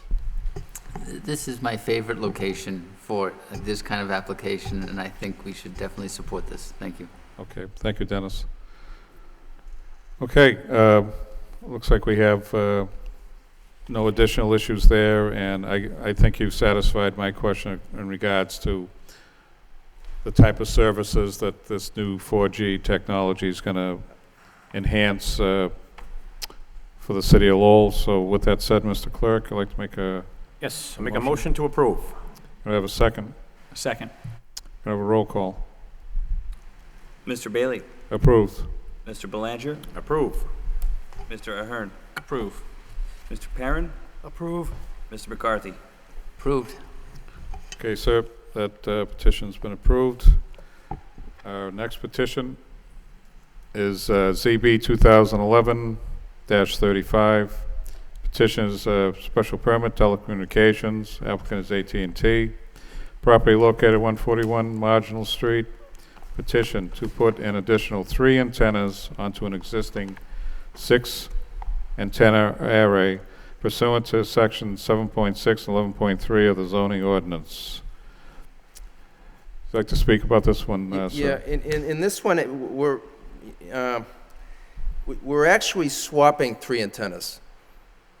All right, and you might have a question. There's currently 9 antennas up there. We're going to swap one of the existing antennas for a new one, and then we're adding the radio heads as with the other towers. The radio heads are going to go be mounted to the frame that's behind the existing antenna array. So that means you'll have all new antennas on this site. Is that? No, we're gonna. There's 9 up there now. Yep. We're gonna leave 6 and we're not gonna touch 6 of them. 3 of them we're gonna change out out 3. for the new LTE antennas. So there'll be the same number of antennas existing. There'll be 3 new ones and 3 of the old ones will come off. And then there'll be the same radio heads will be mounted on the frame close to the brick behind the antennas. Okay, sir. Anything else you'd like to add for this one? No. Okay, sir. I'm going to open up the public hearing. Anyone here to speak in favor of this petition? In favor? Hearing none, that portion of the public hearing is closed. Anyone here like to speak in opposition? In opposition? Hearing none, that portion of the public hearing is closed. Open it up to the board. Kevin? Through you, Mr. Chairman, I just was looking for clarification. It seems like there's 3 rings of antennas now on the stack. Is that? There's 3 left. 3, what I'm calling rings of antennas, I guess. There's 3. They call those sectors. Okay. They told there's 3 carriers up there. So each level has a separate carrier. Yeah. I think T-Mobile's one of them, and Sprint Clearwire might be, but I'm not sure who I got the wrong plans. Okay. And I guess that doesn't really affect my thoughts on it. I was just more clarification-wise. You're pulling 3 antennas off, replacing them with 3 new ones. They're going to mount the same, all those type of things. Aesthetically, they look the same. They're going to be very similar. Okay. That was my only question. Thank you. Sorry, Gary. I have no questions, Mr. Chairman. Okay, Corey? Yes, through you, Mr. Chairman. Now there's 3 sectors on this chimney stack, correct? And you're the top one? Yeah, there's 3 separate arrays. Right. And we're the top array. Okay, and you're basically going to swap out what's there or add to it, correct? We're going to swap 1 antenna per sector. There's 3 sectors on the top. Yeah. So we're going to swap 3 of them. I don't believe it's the middle one on all of them, but Yeah, we're swapping edge ones, we're not swapping middle, so, it's pretty Okay. uniform where this. All right, so aesthetically, no impact, literally. All right. Okay, thank you, Mr. Chairman. No other concerns. Dennis? Thank you, Mr. Chairman. This is probably the most we could ever see on this deck. I mean, there's a lot going on here, and I'm aware that there's technology for a flush mount antenna, flush mount antennas, and that's not what we're utilizing here. We're utilizing a frame that they're all on instead of a flush mount. And is it related to cost, or is it the technology won't allow a flush mount, or is there a reason for that? I think they're trying to utilize the existing frame that's up there. Yeah. We didn't look at it. There is a separation distance that the antennas have to be away from each other. You know, in particularly when you have the two separate technologies. I think these are supposed to be 4 feet apart from the other technology. So, you know, that's, not sure if I don't know if a flush mount would work up there. You know, below us and the two sectors below us, the two arrays below us are similar mounts. I understand that, you're right. It would look nicer if you had flush mounts on the whole thing. I agree with that. Especially where we're trying to, I mean, this is adjacent to what hopefully will become student housing for UMass Lowell, and UMass Lowell's campus is right there, and it's very, very visible. Anyway, I understand that it's a one-for-one swap, so I understand the technology, but it's just an opportunity for improvement, if I could say that. Thank you. Thank you, Dennis. You know, to Dennis's point, so I guess the way the structure is currently set up with the equipment that's on there, are you saying that the equipment is owned by 3 different carriers? Yeah, there's 3 separate carriers. We are the carrier that's on the top, and there's a separate carrier below with the 2 spots below us. So one of the things I was going to inquire about was, you know, was there a way to dress this up? But obviously, if you have 3 different entities that are on the smokestack, I guess that's kind of hard to accomplish unless you had all 3 here seeking something. So, Aaron, to you, I guess this is a case where we really can't, you know, how would we entertain something like that if we wanted to try to dress this up? Our comments were just talking about the topmost sector, which is under consideration for this evening, as I think the petitioner noted, it would look better if they were flush mounted on there. You certainly couldn't get all of the sectors, or it's less likely to get all the sectors flush mounted because they are different, in essence, owners, property owners, or leasers, I should say. Our comments were addressing the fact that although there are antenna swaps, there are additional equipment that is being added to the structure itself, and so there is more equipment up there. There's not more antennas, there's more equipment. And that our recommendation is that although not everything can be flush mounted or hidden within, or perhaps hidden with inside of the structure, starting now is not a bad time to consider that. That's what our comment was addressing. So there's obviously an opportunity, or potentially an opportunity, to have the new replacements flush mounted. Certainly not everything that's there existing could not be. So to have the other 2 carriers move in the same direction, obviously, there's nothing that we as the board, but I mean, the city can approach them to see if they would entertain changing their equipment that's on the smokestack. Not under this Right. question, maybe as an iterative process, as other carriers look Right. at the site for replacing, updating. That could be a part of the discussion at that point, but as a one-shot deal, not that I can think of. Yep. So what are your thoughts on how would AT&T entertain changing the, I'll call it the appearance of the equipment that's on the tower, on the chimney stack? Yeah, I know that we've used, in the past, used band mounts where you've actually band them, so they're right on it, but with the diameter or the circumference of the smokestack, I don't know if we'd end up with enough separation if we did that, so I don't know if it would technical, blah, blah. I don't know if we can do it. We might be able to do it. We also may be able to, we could look at maybe mounting the remote radio heads, possibly inside the smokestack and mounting them inside and having the wires come out. Right. So they'll be hidden under there. I know we could do that. I'm pretty sure we could hide the remote radio heads, and that would take off that other additional stuff that we have there. So for the changes that were proposed, as far as, when you look at the smokestack and you look at the equipment, everything seems color-wise, they all seem to tie in. Now, was AT&T's plan to stick with the same colors on their equipment, or is this another opportunity? To stick with the same? I guess, the way the color scheme, everything seems to be, looks like it's all the same color as the smokestack, you know what I mean? Yeah, we were gonna keep it painted to match the smokestack, blended in. Yep. There is a frame, and it is kind of noisy because stuff sticks out from it, and in all three levels are noisy like that. I think it might be a reflection just of the circumference of the smokestack and the number of, it's a.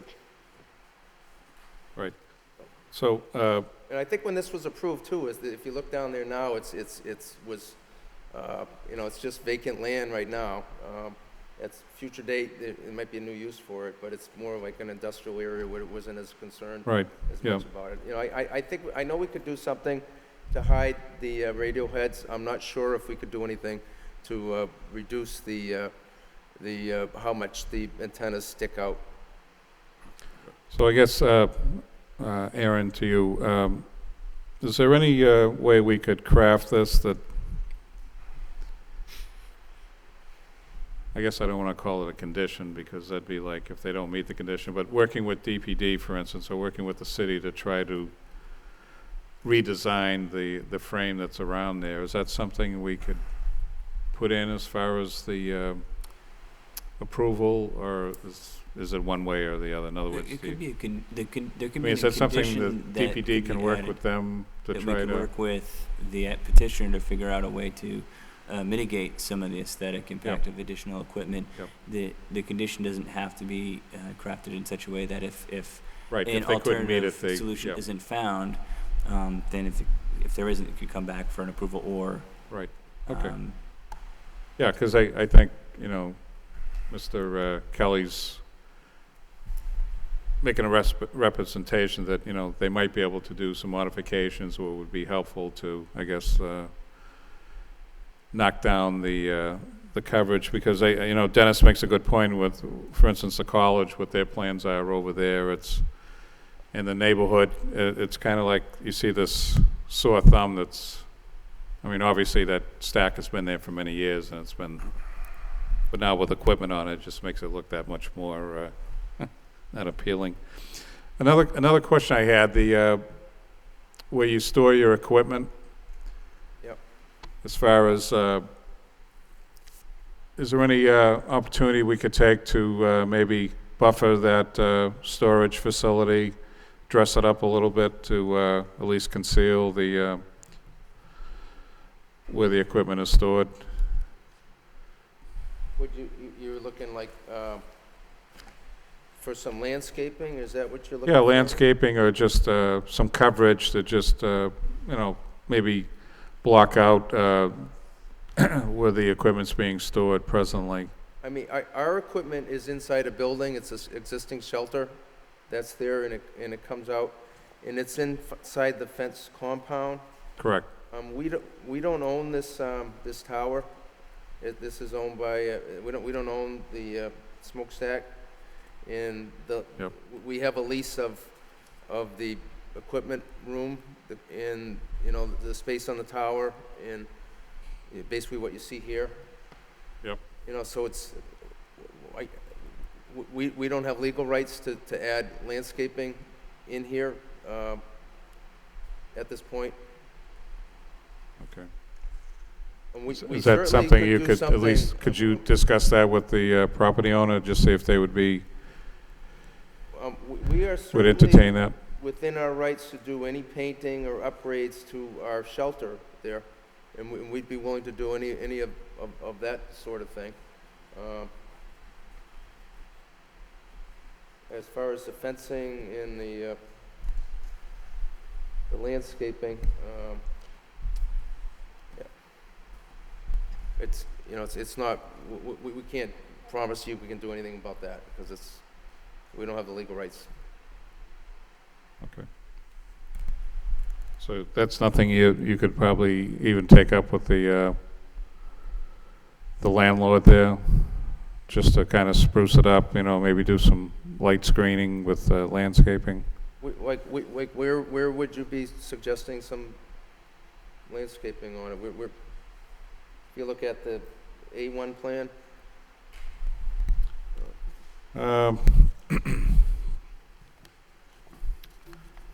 Well, I think in the comments that came back from the city, that was something that they were looking for us to maybe entertain. Aaron, anything specifically that ties to what was submitted that we could reference regarding the shelter? Basically, the compound, there's a fenced area that is, Yep. we call the compound areas. Look at that as an opportunity to screen that a little bit more so that it's more opaque. And I believe right now it's just a fence, a chain link fence. Okay. So that's specifically what we're addressing. Okay. So what the comment was more around the existing fencing that's there, that just, you know, for like the neighborhood, you know, just to kind of minimize the visual impact that they may have looking through there. Sure. Yep. That's something we could entertain. Yeah, Okay. and we are, you know, if there's, we have the ability to do any cosmetic changes to our shelter there, if the board thought that those would be advantageous. Yeah, I think that's, you know, what we as a board and also the city would like to see any, you know, minimize the impact to the neighborhood is pretty much what we're looking at. If there's anything you could do for us on that. Okay. Do you have anything else you want to add? Yeah, I mean, we can have our engineers look at it, at trying to clean up how we have everything mounted up on the top of that. We'll come back with a redesign or a reason why we can't do it. Okay. So, we're not adverse to Okay. doing it.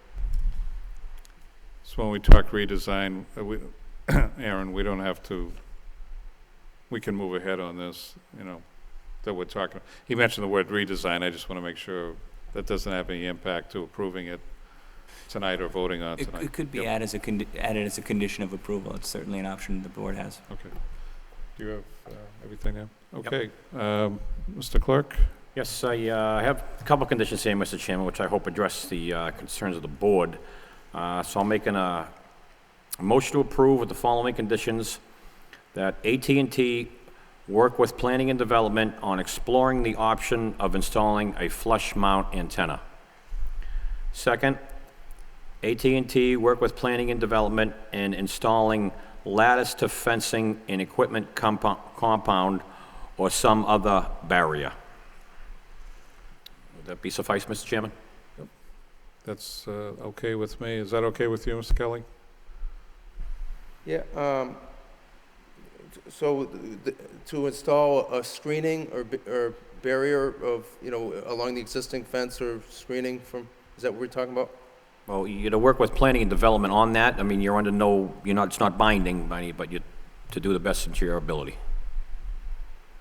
Yeah, I think we'll be able to do the screening, and I, you know, there, you know, some the other things that we've could do with the antennas, we'll have our guys look at it, but the existing antennas, we might be able to get the same technology closer together and then leave the other ones further apart, but I think we can come up with some type of solution. Good, thank you. All right, with that said, can I have a roll call? Need a second? Oh, I'm sorry, second? Second. Roll call. Mr. Bailey? Approved with conditions. Mr. Belanger? Approve with conditions. Mr. Ahern? Approved with conditions. Mr. Perrin? Approve with conditions. Mr. McCarthy? Approved with conditions. Okay, Ms. Skelly, you've been approved with conditions. The next petition is ZB 2011-36, petition and special permit telecommunications, applicant AT&T. Property located at 137 Phoenix Ave. And the petition is to add a total of 3 antennas and 6 radio heads to an existing AT&T array pursuant to 7.6 and 11.3 of the zoning ordinance. Mr. Kelly. Yes, and just as a clarification, 2 of the new antennas will be at the same 121-foot elevation as the other 6 antennas. And then RF, in order to maximize the coverage from the site, they actually wanted to be lower with one of the sectors. So one of the sectors is going to be band mounted at 60 feet. Okay. See that on the plan on A2. Yeah. Okay, thank you.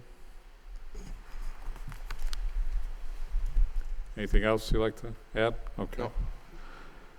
Okay, I'm going to open it up to the public.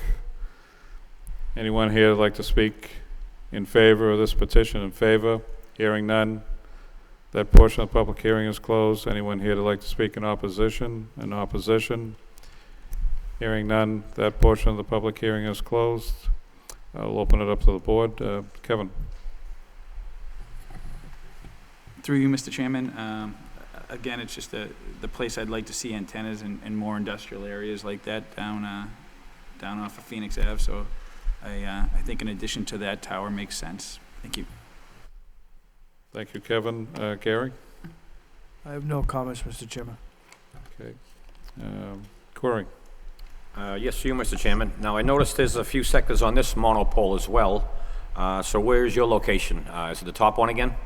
We're at 121 feet. So if you look at, yeah, we're at the top.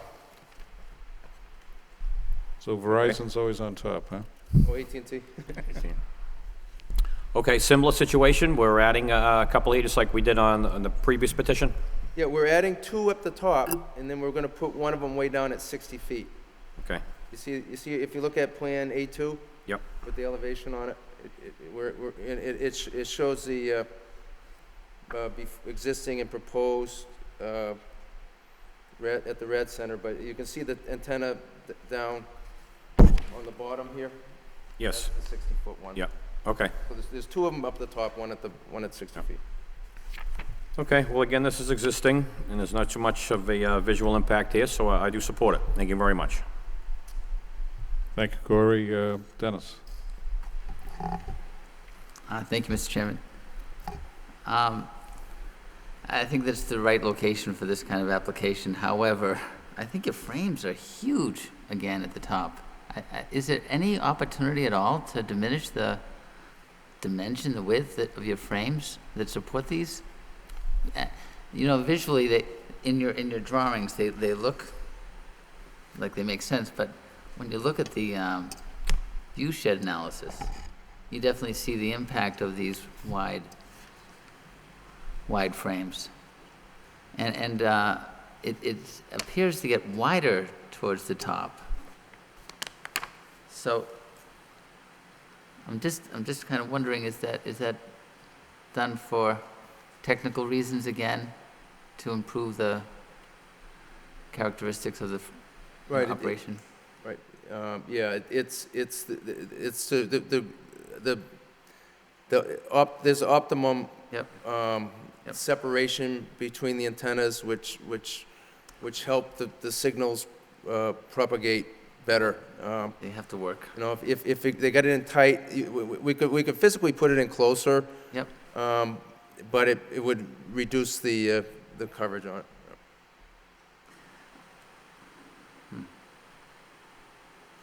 Although they seem to be, if I'm looking at this right, they seem to be relatively close at the corners of the, where the frames are separated. Right, right. That's because they're facing different Yep. directions. Okay. Right. Got it. Thank you.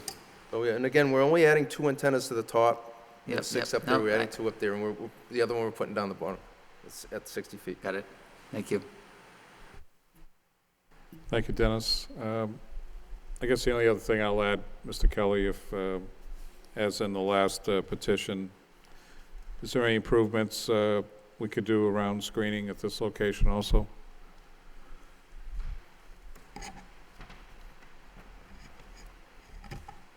We're talking about screening on the fence? Yes, sir. Hold on a minute.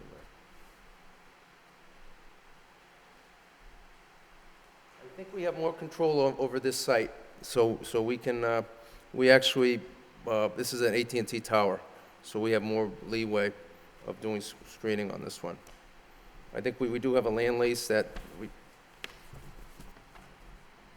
so we can work and get some, Did you mention, is there 2 other carriers? Are there a total of 3 on this, or is there only just, there's a total of 3 on this. and who would the other 2 be, sir? I think one of them's T-Mobile, and I think the other one's Sprint Clearwire. Okay. And I think they've all been in front of the board for special permits. This was approved, this didn't have an initial special permit because it was, prior to the bylaw, and then the bylaw came in later, so everybody that co-located on it after Yeah. the tower went up had to get a special permit. Okay. Okay, so, Mr. Clerk, if we want to have a condition that the applicant will work towards improving screening Screening, language for that. very similar language to the previous petition, Mr. Chairman. Okay. Yep. So that being said, I'll make a motion to approve with the following condition, that AT&T work with planning and development regarding improvements on screening and fencing in the equipment compound area. Do I have a second? Second that. Roll call. Mr. Bailey? Approve with condition. Mr. Belanger? Approve with conditions. Mr. Ahern? Approve with conditions. Mr. Perrin? Approve with conditions? Mr. McCarthy? Approved with conditions. So, Mr. Kelly, you've been approved with condition for AT&T, and I thank you very much for your patience. Oh, thank you. Thank you, board members also. Thank Good you. luck. Do you have to sign any of this stuff, these guys? I don't think so. I don't think so, okay. Okay, I don't see we have any other business this evening, no minutes. Anything else, Ms. Clerk? No, that's correct, Mr. Chairman. There's no other business, so I'll make a motion to adjourn. Oh, hold on, we have... You gotta see that That's look so on my fast. face. Yep. There was one thing we added in the packet. It was a revised schedule for the rest of the year, and it actually doesn't have anything to do with the date changes of the meetings. It just was a revision to the submittal deadlines. And so what we've proposed is moving back the submittal deadline 1 week, so that submittals must be in a month prior to the meeting rather than 3 weeks. And what we're trying to do is one, just be more aligned with processes that all the other boards are going through, and then also give staff more time to provide comment to the board and to the applicant in a timely manner, so that the applicant doesn't receive comments 2 days, 3 days before the meeting or the board. It does add a little bit longer time frame to submittal and perhaps approval, but I think it provides an opportunity for better communication. So what we would- when will that, I read the comments there, but when will that take effect? If the board were to vote for tonight, it would take effect tomorrow. Now, for instance, this evening, we had any continuances, for instance, and we've asked for plans. I'll use this as an example, one of the petitions tonight. Anything there as far as, generally I'll ask for things, a week in advance. Sometimes I don't even know if that's really sufficient. is there any flexibility there that we might need something, earlier than a week before? Is there a way to work around that, or? Well, for projects that are being continued for additional information, whether it's plans or a study, the timeframe is up to the board. You can put it out 6 weeks, Okay. 8 weeks. So the schedule that we're proposing it only relates to the actual submittal of the application. Once the application is submitted and approved, and then the public hearing is opened, any kind of additional information that's required, the timeline is dictated basically by the board, and then oftentimes the applicant itself may have some input on that, on their ability to produce that information. But that's pretty much dictated by the board. Okay. Okay, so Aaron, the gist of this is you're looking for the board to push back the advertising deadline? Is that the goal of this? Just the submittal deadline, the application deadline itself, and I think what we put in the packet has the actual dates in there. So the advertising date stays the same. Yeah. It's per Mass General Law requirements. We can't change that, nor do we really want to. Okay. It's just giving an extra week to the comment period. The staff, prepares comments for both the applicant and the board, and then administration leading up to the meeting. So the submittal deadline, you would like 30 days prior to meeting? It works out to 30 days prior to the meeting, yep. And it's actually on the proposed schedule we handed out. If you just Okay, well, in recent months, I have seen improvements on forthcoming information to the board, so if this assists you and your department, then I'm all for it. Thank you very much. Thank you. Okay. We need to take it for a vote? Is that what you said? It'd be helpful to have a vote, just because I believe every year the schedule is approved by the zoning board, so just a quick vote would be helpful. Okay, well, here goes. I'll make a motion to approve zoning application submittal deadlines 30 days prior to scheduled hearing. I have a second. I'll second that.